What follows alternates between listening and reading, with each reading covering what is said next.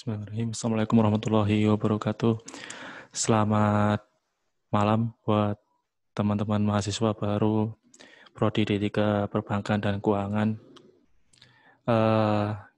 Saya mewakili Prodi, mohon maaf karena kemarin untuk penjelasan tentang siakat memang belum bisa maksimal ya, sehingga karena keterbatasan waktu kemarin, sehingga saya harus membuat video ini untuk memberikan panduan secara sederhananya untuk kalian bisa menggunakan siakat.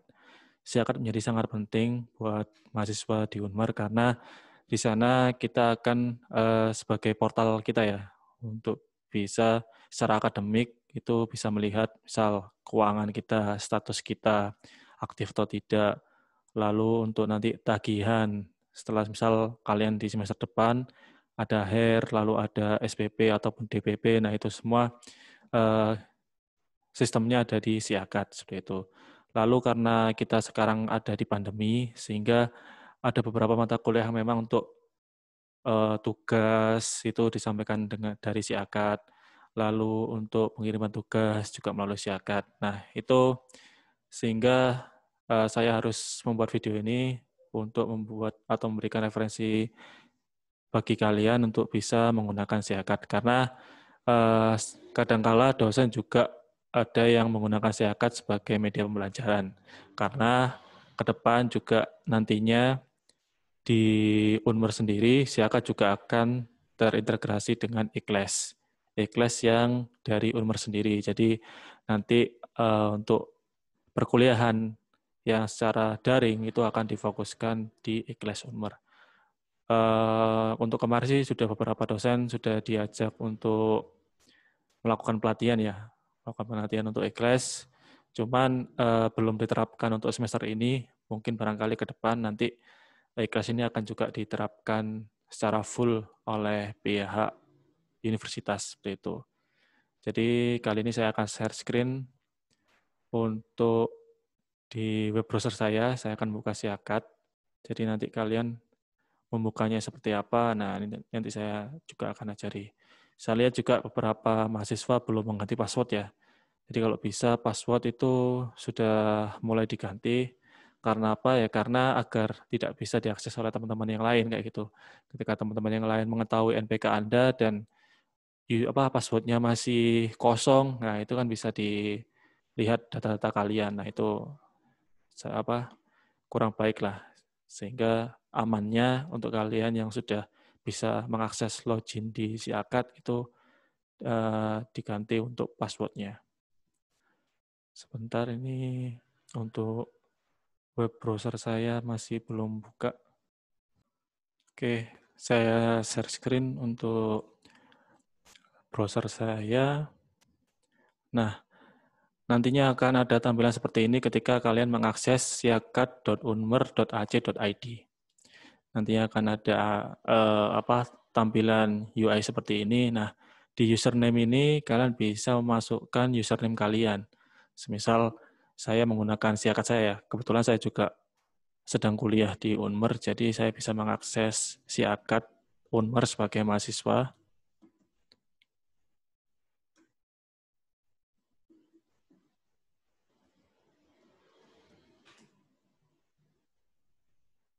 Nah, ketika kalian sudah sukses masuk dengan tampilan seperti ini kan ada dua daftar modulnya.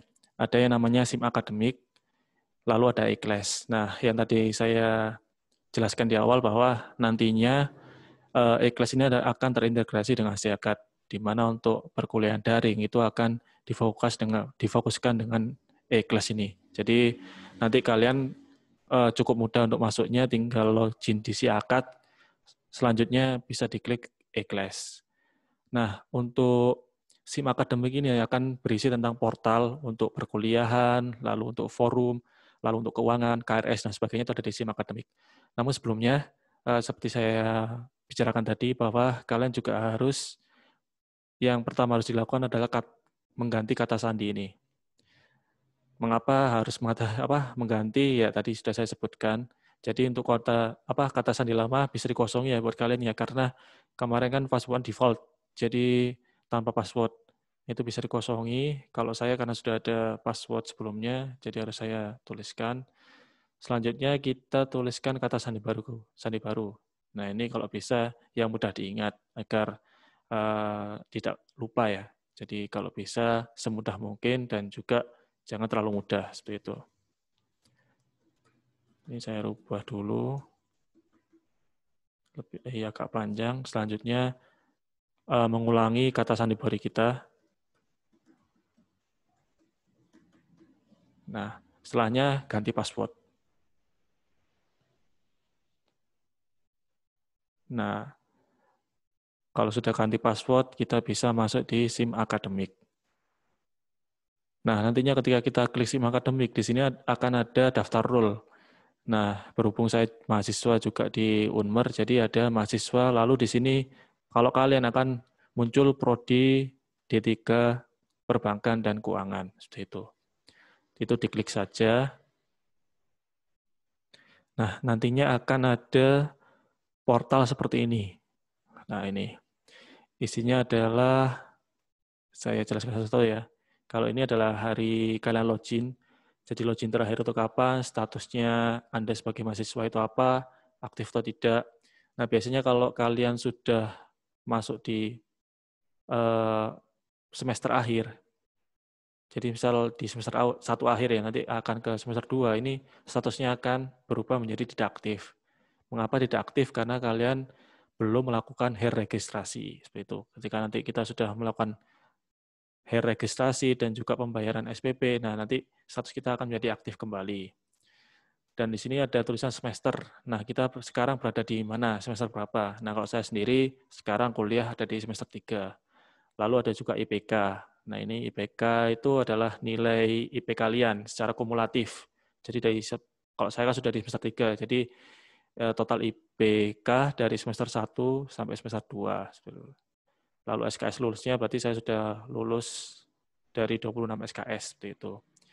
Nah, ini ada pesan. Pesan ini adalah semacam email cuman untuk difokuskan pada internal Unmer. Jadi kita hanya bisa memberikan pesan kepada keluarga besar Unmer.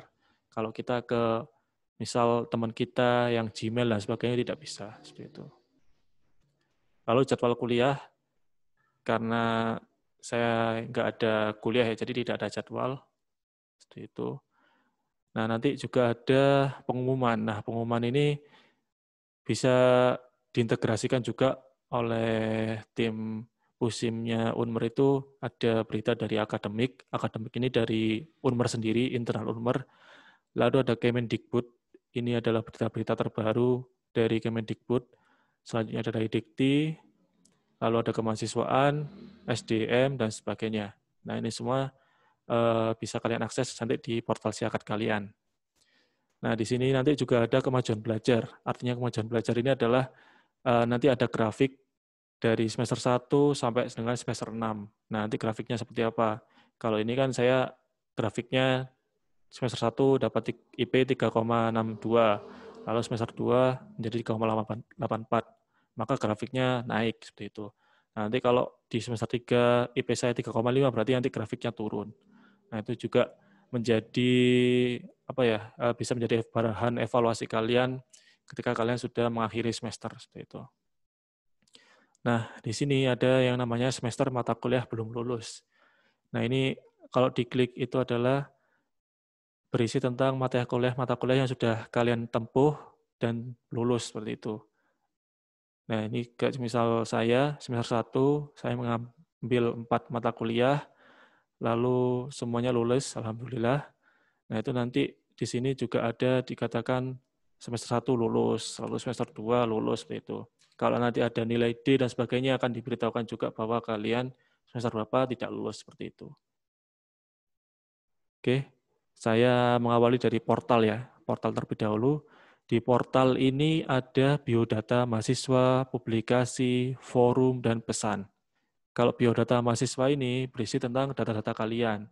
Maka dari itu, karena tadi juga saya bilang password menjadi sangat penting, nah takutnya ini disalahgunakan kalau kita tidak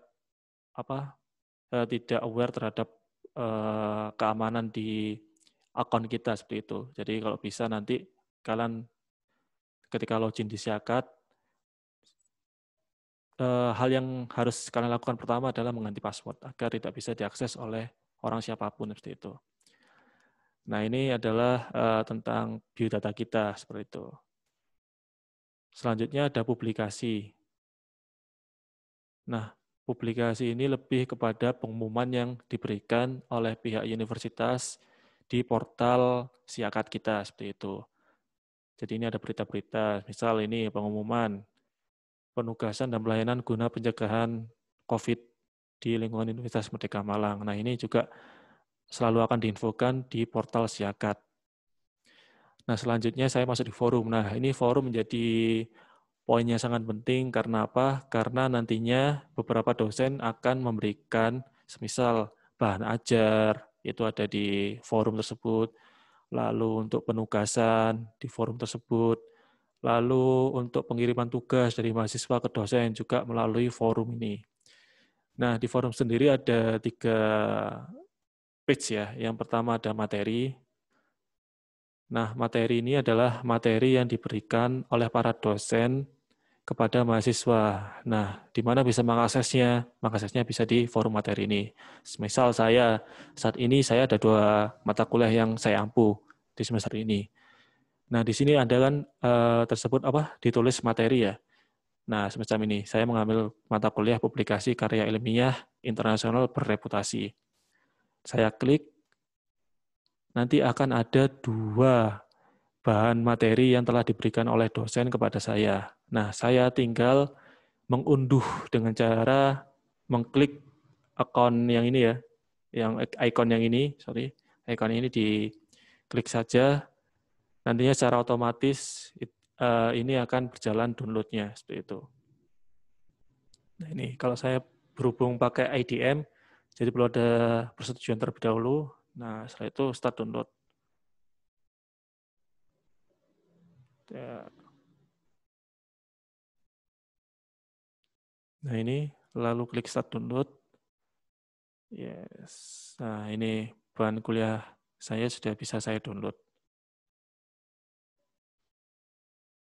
Kira-kira seperti itu ya, jalan prosesnya ya. Begitu juga nanti yang lain. Nah ini akan menjadi hal yang sangat penting buat kalian ketika kalian nanti harus sering mengecek di Siakat. Karena apa? Kadang dosen itu lupa kalau dia sudah ngupload di Siakat, cuma tidak diberitahukan kepada mahasiswanya. Maka sebaiknya kalian juga sering-sering melihat update terbaru di Siakat seperti itu. Jadi sudah di forum materi ya, sekarang ada di forum tugas. Nah, apa aja yang ada di forum tugas ini? Jadi nanti ketika ada di forum tugas ini, kalian juga ketika dosen akan memberikan tugas atau setelah memberikan tugas itu nantinya di mata kuliah tersebut ada namanya tugas ini ya. Tugas. Nah, kalau sudah ada penjumlahan yang beda dari sebelumnya, misal ini awalnya kan masih 0, terus kok ada 1, berarti kan ada tugas 1 dari mata kuliah tersebut. Nah, tinggal diklik aja. Setelah itu ada beberapa tugas. Nah, ini contohnya saya sudah ada tugas mencari artikel di Jurnal Internasional Bereputasi. Nah, kita klik aja. Ketika kita klik, nanti akan ada informasi secara detail bagaimana tugasnya. Misal, waktu posting ini adalah waktu posting dosen ya, ketika dia memberikan tugas, itu kapan. Itu secara real update ada. Lalu judulnya apa? Judul yang diberikan oleh dosen kita kepada kita, judul tugasnya. Nah, batas awal ini adalah batas dimulainya kita bisa mengumpulkan tugas. Kalau batas akhir adalah batas kita terakhir mengumpulkan tugas.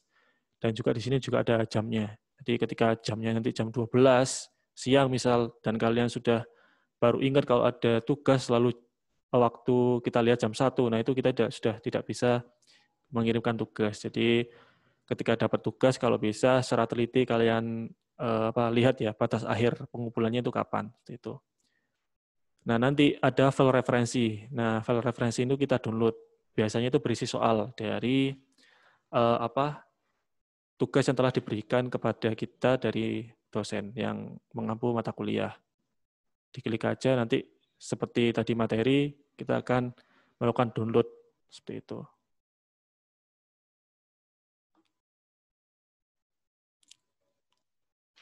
Oke. Nah, lalu gimana Pak caranya untuk kita mengumpulkan tugas dari dosen yang telah memberikan tugas. Nah, ini di bawah ada form tentang pengumpulan tugas. Nah, ini kan biasanya tugas itu bisa berbentuk Microsoft Word ya, bisa berbentuk PDF atau bisa berbentuk lain, misal PPT seperti itu. Nah, kita tinggal men-choose file. Choose file choose file untuk file tugasnya yang sudah kita kerjakan. Nah, itu nanti kita pilih. Misal ini saya contohkan asal aja ya. Ntar kok error. Nah, misal ini ya. Kita open. Ini misal dijadikan file tugas ya. Nah, ini kita sudah pilih filenya, lalu kita tulis keterangannya. Tugas, misal mata kuliah publikasi. Nah, selanjutnya kita klik upload.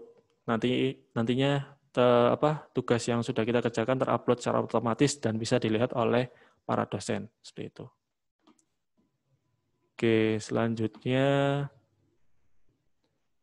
di forum diskusi.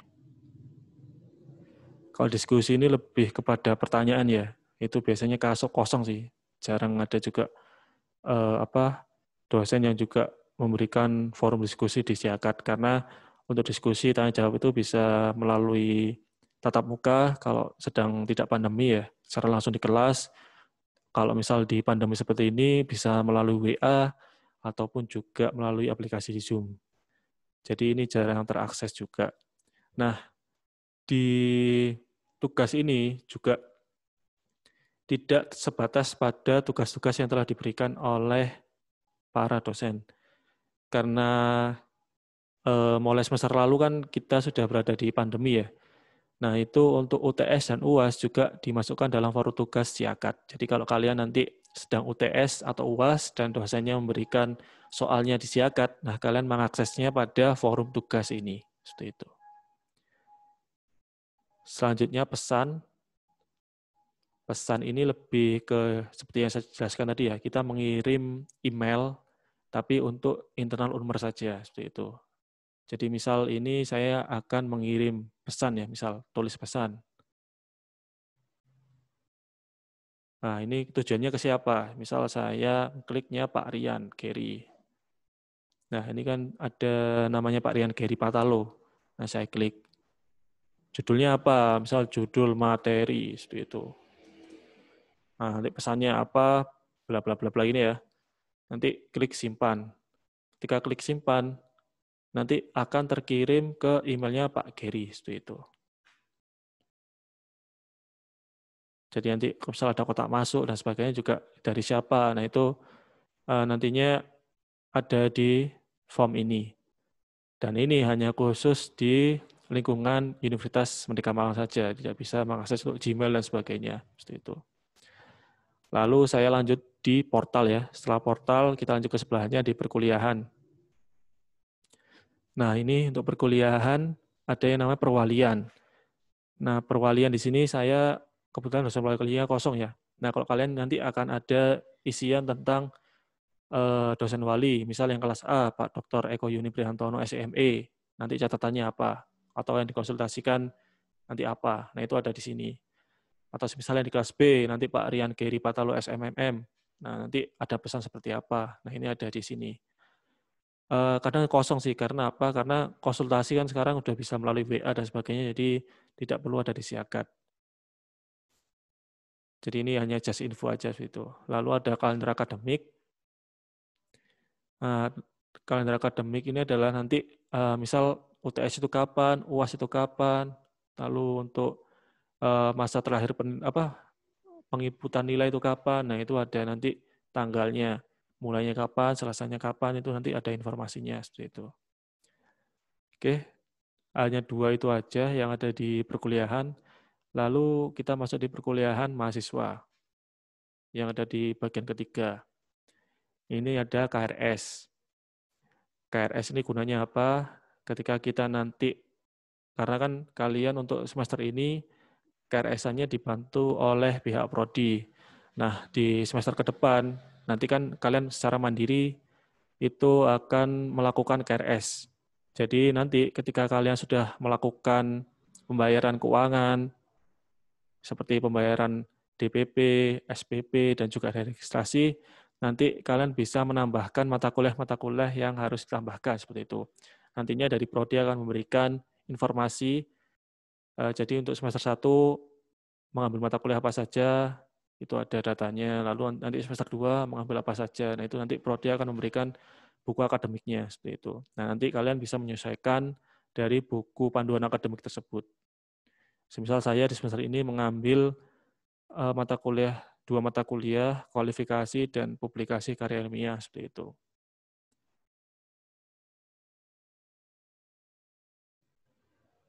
Oke, ini KRS-nya seperti ini. Juga nanti ada SKS mahasiswa yang diambil berapa, juga nanti ada grafiknya. Di sini juga akan ada nama dosen pengajarnya ya, secara langsung. Jadi ketika kita ngambil mata kuliah apa, itu juga bisa terlihat untuk dosen pengajarnya siapa. Nah, untuk kelas, ini akan selalu tetap ya, kalau kalian hari ini ada di kelas A, nanti semester 2, semester 3 itu tetap di kelas A, pilihnya seperti itu. Dan begitu juga untuk yang kelas B. Ketika nanti di semester depan juga milihnya di kelas B. Jangan sampai kalian yang ada di B milih ke A, atau yang sudah di A pindah ke B. Nah, itu nanti akan merumitkan di proses akademiknya seperti itu. Selanjutnya saya ke menu keuangan. Nah, keuangan ini adalah tagihan kita ya selama berkuliah di Universitas Merdeka Malang. Nah, misal saya itu sudah mulai masuk di semester gasal tahun ajar 2019-2020. Di sini ada HER, ada jenis tagihannya ya, sudah dijelaskan nanti. HER, BPP, matrikulasi, itu kalau saya kan berhubung ada di S3 jadi ada matrikulasi. Nah, nanti kalian biasanya ada HER, ada BPP, ada DPP, DPP itu uang gedung ya. Nanti juga HER, BPP, DPP. Kalau BPP ini adalah semester biaya per semesternya. Kalau DPP adalah uang gedungnya seperti itu. Nanti ada statusnya. Tadi kan terlihat bahwa saya ada tagihan ya yang belum terbayar. Ini karena ada status BB nih, belum bayar. Saya waktu masuk awal belum bayar untuk biaya BPP-nya.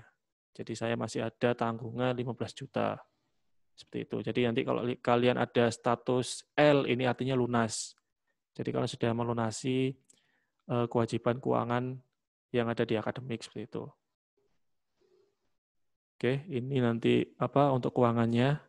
Dan untuk melihat tagihan tiap kalian melakukan registrasi ataupun BPP juga ada di Siakat. Itu bisa kalian lihat nanti. Nah, ini kalau grafik kemajuan belajar ya tadi menginformasikan nilai IPK kita dari tiap semester. Karena saya kan nanti juga di S3 itu 8 semester, nanti tiap semesternya akan ada informasinya seperti ini. Nah, kalau hijau ini sudah diselesaikan, kuning ini juga sedang ditempuh. Nanti kalau belum ditempuh ini warnanya biru seperti itu. Jadi kalau kalian nanti mungkin masih biru semua karena semuanya masih belum ditempuh seperti itu. Di sini juga nanti ada informasi mata kuliah apa saja yang belum kita tempuh seperti itu. Nah, ini kan masih banyak mata kuliah yang belum saya tempuh. Dan yang sudah saya tempuh itu juga ada informasinya apa saja seperti itu. Oke, ini juga bawah-bawahnya itu grafik ya. Nanti bisa kalian lihat sendiri. Lalu bawahnya lagi ada daftar nilai. Nah, ini juga akan memberikan informasi kalian tentang nilai-nilai dari mata kuliah yang sudah kalian tempuh. Jadi mungkin kalau kalian masih ada di 8 mata kuliah nanti ya. Nah, itu nanti nilainya apa. Nah, ini nanti juga sampai kalian lulus juga nanti ada informasi tentang nilainya. Jadi kalian kalau bisa nanti kan syarat untuk bisa melakukan tugas akhir adalah nilai D-nya itu jangan sampai melebihi dari 2D ya. Kalau D-nya ada lebih dari 2 itu harus diulang. Jadi kalian juga harus melihat dulu sebelum melakukan di semester akhir itu kalian lihat banyak ada nggak D-nya. Kalau ada D-nya lebih baik itu diperbaiki atau diulang seperti itu. Jadi sebisa mungkin nanti kalau kalian kuliah lalu sudah melakukan UAS, nanti nilainya keluar, kalau ada nilai yang jelek, terutama yang dapat D atau E, itu kalau bisa remedi atau mengulang. Jadi kalau memang jelek, kalau bisa segera diperbaiki. Karena apa? Kalau terlarut-larut malah nanti kalian lupa akhirnya nanti ketika kalian mau mengajukan TA, dilihat ternyata ada nilai yang tidak bisa atau tidak sesuai dengan regulasi yang ada, maka itu nanti kalian bisa mengulangnya di semester depan. Nah, kan kasihan tinggal TA aja harus nunggu semester depannya lagi. Maka dari itu kalau kalian nanti sudah masuk di semester 5 atau di semester 6, sebisa mungkin dilihat lagi siakatnya untuk nilai mata kuliahnya. Kalau masih ada yang jelek, kalau bisa segera diperbaiki seperti itu. Agar tidak menjadi kesulitan ketika kalian ada di semester akhir. Selanjutnya ada transkrip. Transkrip ini juga sama dengan nilai-nilai yang sudah mata kuliah sudah kita ampu. Jadi itu apa saja nanti sesuai dengan mata kuliah yang sedang kalian ampu. Laporan IPS ini lebih kepada KRS-nya ya. Kalau remedi atau apa, ini ada di sini nanti. Lalu mengulang, karena saya tidak pernah mengulang, jadi datanya kosong ya. Seperti itu. Oke, untuk perkuliahan sudah semua saya jelas. Belum ya. Tadi baru KRS ya. Sekarang jadwal kuliah. Nah, di sini juga nanti akan ada jadwal perkuliahan. Nah, nanti kalian bisa akses di sini. Di perkuliahan lalu jadwal kuliah. Kalau kalian kan sekarang ada 8 mata kuliah di Ampu ya. Nah, itu nanti ada 8 jadwal dari tiap-tiap mata kuliah itu kapan. Seperti itu. Lalu absensi. Absensi ini nanti kalau semisal dosennya sudah memulai untuk membuat jurnal dan absensi, maka di sini terlihat berapa kehadiran kalian. Misal kalau masuk terus ya 100%. Nanti kalau ada bolong-bolongnya ya 70% atau berapa. Nah, saya wanti-wanti juga di absensi ini ya. Jadi syarat untuk mengikuti ujian tengah semester ataupun ujian akhir semester itu maksimal A-nya 3. Kalau A-nya lebih dari 3, maka kalian tidak diperbolehkan untuk mengikuti ujian. Jadi itu juga perlu kalian pahami. Kalau bisa ketika kalian sakit atau sedang berhalangan, itu izin aja kepada dosen pengampunya agar tidak di alfa. Jadi kalau di alfa itu maksimal 3. Kalau sudah lebih dari 3, mohon maaf, kami dari Prodi juga tidak bisa memberikan persetujuan untuk kalian bisa mengikuti ujian seperti itu. Jadi kalau bisa ketika kalian sakit atau kalian ada halangan keluar, itu sebisa mungkin izin kepada dosen pengampunya agar tidak mendapatkan alfa. Selanjutnya ada kuliah kerja nyata, nanti kalian juga ada form tersendiri ya, karena kalian juga akan melakukan KKN ya. Nah kalau saya kebetulan di S3 tidak ada KKN, jadi tidak ada datanya. Begitu pula juga dengan skripsi, nanti juga ada form ketika kalian sudah mengajukan untuk tugas akhir seperti itu. Karena saya disertasinya masih belum mengajukan, jadi di sini belum dimasukkan seperti itu. Form yudisium juga belum, karena saya belum yudisium. Jadi nanti ini form yudisium ini akan keluar ketika kalian nanti berada di semester 6. Setelah di yudisium setelah ujian tugas akhir, nanti kalian akan mendaftar yudisium. Nah, setelah mendaftar yudisium, nanti form yudisiumnya terbuka. Seperti itu. Lalu kuesioner. Kuesioner ini nantinya ketika di akhir semester, teman-teman mahasiswa itu akan mengisi kuesioner untuk dosen-dosen pengampu kalian. Seperti itu. Jadi nanti setelah kalian UAS, ketika akan melihat nilai, itu harus mengisi kuesioner terlebih dahulu. Kalau belum mengisi kuesioner, itu nanti kalian tidak bisa melihat nilai seperti itu. Jadi nanti tiap dosen mengampu mata kuliah akan ada kuesionernya dan harus kalian isi, wajib seperti itu. Lalu bayar tagihan selanjutnya. Kalau bayar tagihan ini adalah yaitu tadi daftar tagihan yang ada di perkuliahan kita. Kalau saya kebetulan semester ini tidak ada tagihan karena saya sudah membayar ya. Jadi kalau nanti ada tagihan itu akan keluarnya di menu ini, menu bayar tagihan. Nah, kalian bisa membayarnya bisa di BNI, BRI, atau melalui Tokopedia, seperti itu. Sekarang karena sudah zamannya digitalisasi, maka untuk pembayaran SPP juga dimudahkan dengan beberapa channel seperti itu.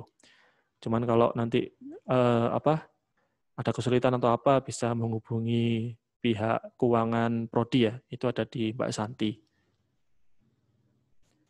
Selanjutnya ada KHS. Di menu laporannya, di terakhir ada KHS. Ini saya milih yang kenapa aja deh. 2019. Nah, KHS ini adalah berisi tentang nilai kalian. Misal kalian sekarang mengambil 8 mata kuliah ya. Jadi nanti di semester ini, nanti kalian ada 8 nilai yang telah diberikan oleh Bapak Ibu dosen. Nah, ketika kalian nanti akan, misal saya dapat katakanlah D di sini, artinya kan tidak lulus. Nah, saya akan melakukan remedi. Nah, ketika remedi, nanti saya akan pengajuan perubahan nilai. Jadi ketika saya melakukan remedi itu saya dapat apa, nah itu langsung saya rubah. Nah, ini ada nilai-nilainya. Setelah itu alasannya apa? Alasannya setelah mengikuti remedi, semisal. Itu langsung bisa kita ajukan untuk pengajuan perubahan nilai, seperti itu. Itu nanti ada di KHS. Kalau nilainya sudah bagus, ya nggak perlu mengajukan perubahan nilai, seperti itu.